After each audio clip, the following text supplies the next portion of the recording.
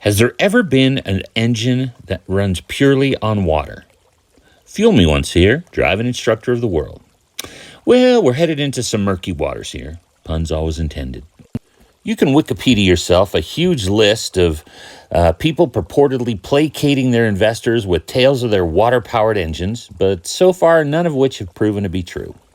Unless they're turning that water into hydrogen first through electrolysis or some other means.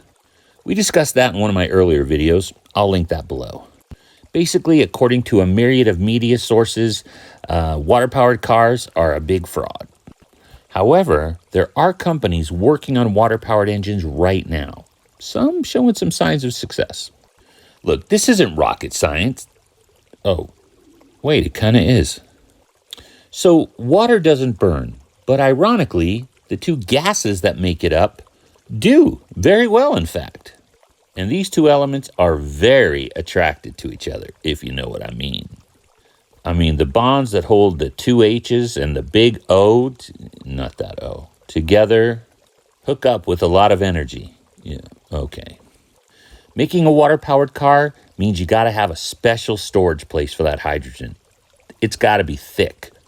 I mean, the walls, the tank walls, immune to crashing and stored under the back seat. Back seat. In a car. All right, I'll stop. That stored up hydrogen mixes with air and then pumps into the fuel cell. Once this is done, a chemical reaction proceeds to extract the electrons from the hydrogen. This can be done by heat or by introducing another element into the water. Then the remaining hydrogen molecules move across the fuel cell, recombining with the oxygen to produce water again. The electrons, meanwhile, create electricity, charge a small storage battery that then be used to light up the electric drive train, and the car goes vroom vroom. Although the first water-powered engine was supposedly invented in 1935, it was really just electrolysis separating hydrogen and oxygen. The most storied inventor was Stanley Meyer, who invented a water-powered dune buggy. Maybe. He invented it in the 1970s, but he'd never let anyone examine it.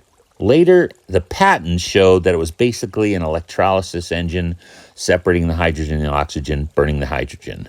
In 1996, when he was sued for fraud by some investors, the scientists who did get to examine that engine said this is just an electrolysis engine, it's burning hydrogen. Now, that's not a bad thing, actually. I mean, old hydrogen stuff wasn't doing very well, but the new hydrogen engines, those are something. Sadly, Meyer died under suspicious circumstances, which we're going to discuss in part 2.